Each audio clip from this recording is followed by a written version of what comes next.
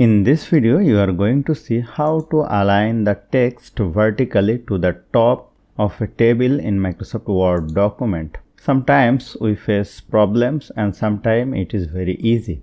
Let me select the text, go to Table Layout and from Alignment select Align Top Center. And I can change the table length manually from here or just go to the cell size and I can change the height from here.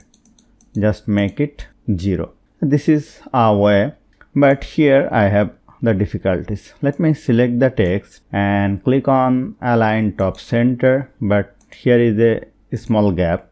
Let me click on here and press the backspace to remove the spacing, but this is not actually removing. Just click on over here and remove the space like this and select it and select this point, Align Top Center. Go to the table layout, go to cell size and from here change it to 0, and this is also perfect. So if you found this video helpful, please like this video and share this video with your friends and family, and don't forget to subscribe. Thank you.